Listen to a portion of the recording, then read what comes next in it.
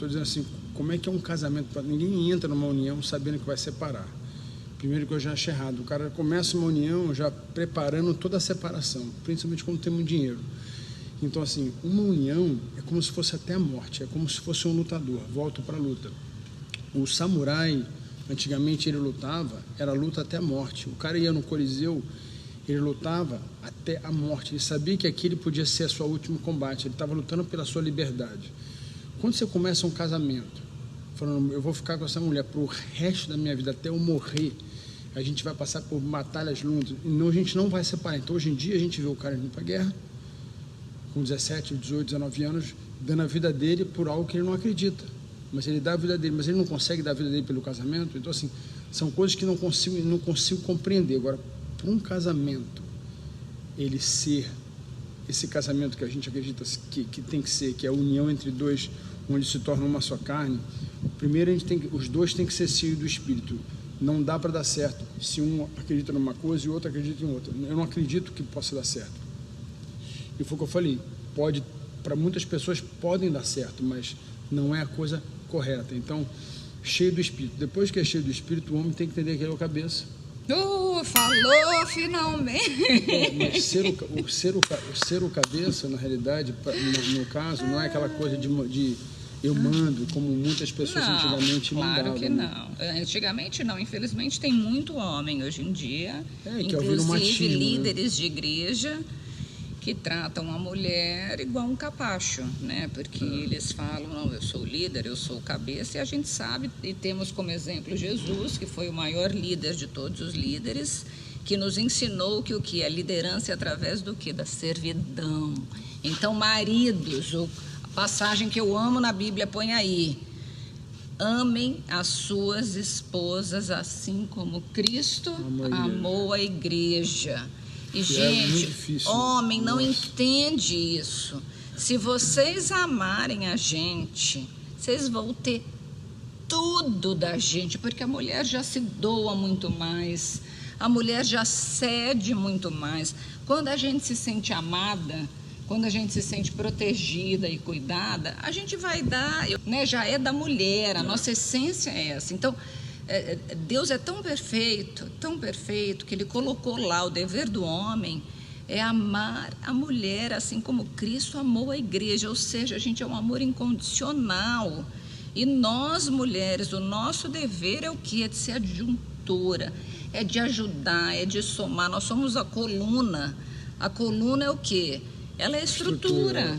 Né? Se o cabeça está ali, se a cabeça está solta e não tem uma coluna, não serve de nada. E o seu cabeça, para mim, eu volto a falar, o seu cabeça não é você mandar, não é você estipular, vou num restaurante meu, não.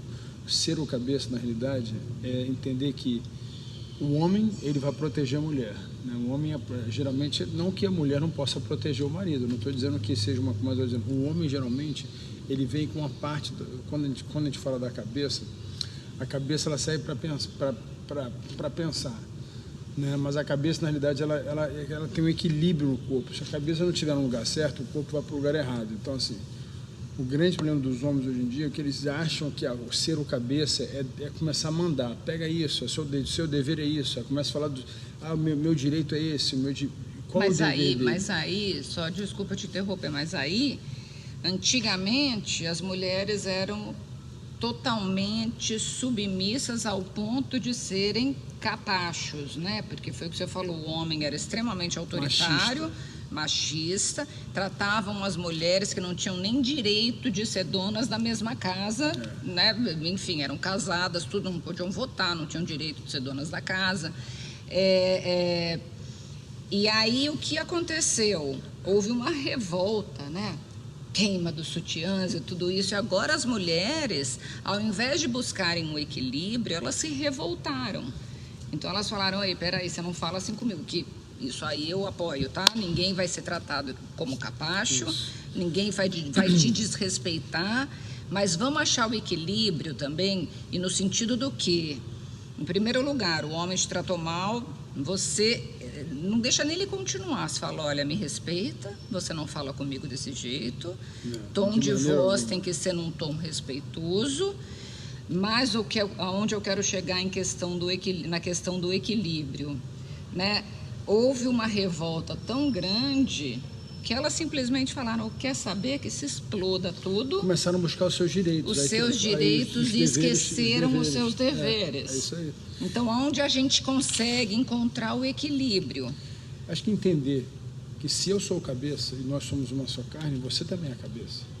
Se você é a coluna e eu também sou a coluna, como somos, então, assim, entender que existe uma união nessa unidade. Então, assim, é quando o meu eu, ele se torna você. Então, assim, quando você começa a se colocar, aquele ditado que você estava falando assim, você consegue se colocar na posição do outro, você consegue ajudar o outro. Eu não consigo. Se eu não perdoo alguém, como é que eu vou amar a Deus, né? Então, é impossível se eu orar por uma pessoa, se eu tenho ódio daquela pessoa. Então, tudo começa dentro da gente. Eu falo que é o amor mais egoísta do mundo, o melhor amor que tem é o egoísmo. Amar ao próximo como a si mesmo. Então, se eu não consigo entender que eu sou a Joana, metade de mim é a Joana, eu vou começar a entender que quando eu for tomar uma decisão de cabeça, eu tomo uma decisão em forma pensando num corpo. Até porque tem coisas que eu tomo a maioria das decisões lá em casa a gente toma em conjunto, mas muita coisa que você faz, você já sabe do jeito que eu gosto, qual o tipo de ovo que eu gosto, qual o tipo de... Então, assim, você se coloca na minha posição quando você vai tomar uma decisão. Poxa, o Vitor não gosta disso, então não vou fazer. E quantos casamentos não dão certo porque o marido faz para cutucar a mulher e a mulher faz, então vira uma competição. Aí começam a buscar os seus... Aí vem a proteção judicial, aí vem a proteção da família, que é o coisa... Isso é um assunto que a gente pode falar depois, que é a família que destrói o casamento. A gente vê sogro, sogra,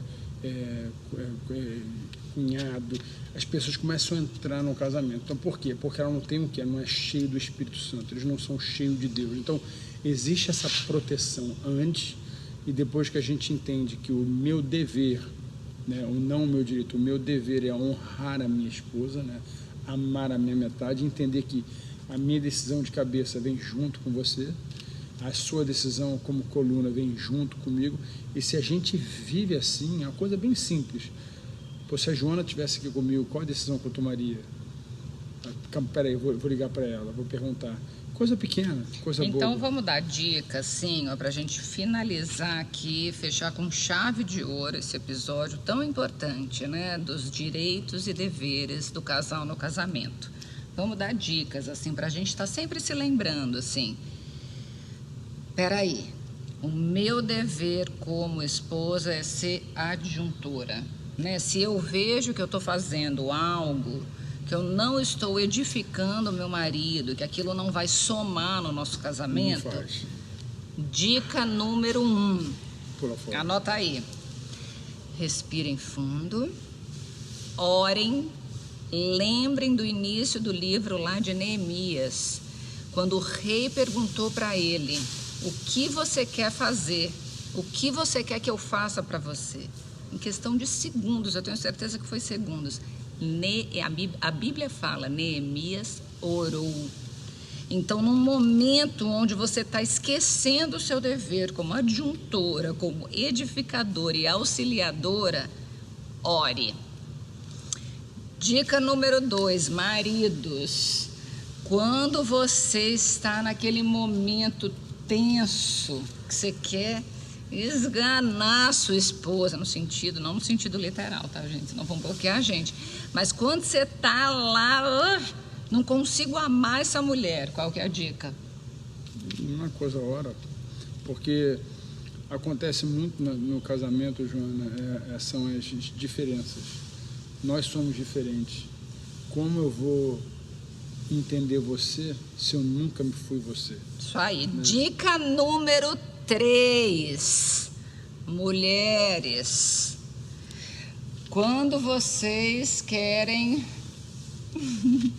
esganar os maridos e falam, chega, eu tô cansada, eu não aguento mais. Sabe qual que é a dica número 3, valiosíssima? Vocês chegam perto, aí vocês fazem um carinho, mesmo estando com raiva, assim, ó. Assim, amor, te amo. Beliscando do outro lado. Nossa, a perna aqui, ó, nervosa. Aí você deita a cabecinha nele. Aí você faz um cafuné, que ele gosta de cafuné. Aí beija. Aí vai passando. Essa é a dica número 3. Quando você tá com raiva, vai lá, abraça, beija, faz muito carinho. Dica número 3 para os maridos. Dica número 3? Depois que você ora, você inclui a pessoa, traz ela, ora com ela, começa o dia, retorna para aquilo que você... Qual é o seu dever? O seu dever é amar a sua esposa como Cristo amou a igreja e lembrar que sentimento, ele passa. Só que quando a gente toma atitude no sentimento, ele deixa marcas. Quando a gente vai ver, hoje a maioria das famílias são destruídas pelos sentimentos que os pais tiveram em determinados momentos de ira, de raiva. Então eu aconselho que abraçar, incluir na oração a pessoa, pedir perdão, muitas vezes estando certo, perdoar mesmo estando certo e entender que é uma só carne. Eles nunca dão certo. E dica número 4, eu acho que é lembrar do dia do casamento, né? Eu uso muito essa técnica. Às vezes quando eu perco a paciência, ou quando eu falo, ai, o Vitor tá me tirando do sério e tal, eu lembro, né, do que uniu a gente, as juras que a gente fez no altar, né, como que era o início, né, a gente está fazendo já 20 anos de casados, mais não sei quantos anos juntos, né, então eu lembro das nossas juras de amor, né, como que o nosso relacionamento começou, né, como eu te admirava, o que eu gostava de você. Eu acho que essa dica número 4 também é muito importante.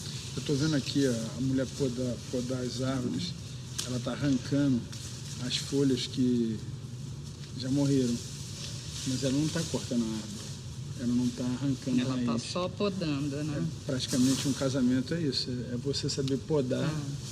Podar o lado do outro e o seu lado também, né? Entender que é um processo, ainda mais quando você começou um casamento, você não entende ainda muito bem quem é aquela metade, então ter conselheiros é importante, ter pessoas que falam na sua vida é importante, pessoas que podem te cobrir com oração, com conselhos, eu acho isso extremamente importante, até porque quando você pega o telefone e liga para aquela amiga que esquece ele, vamos embora, tem mais, então tipo assim, é muito importante você ter pessoas que podem podar você. Isso aí.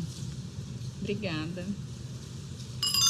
Parabéns. Lembrem dos deveres no casamento e deixem um pouquinho de lado os direitos, porque eles vão vir automaticamente. Bem junto. Né? Eu acho que quando a gente entende qual é o nosso dever, isso eu digo até numa sociedade, em uma família, na cultura, quando você entende o seu dever, os direitos vêm automaticamente.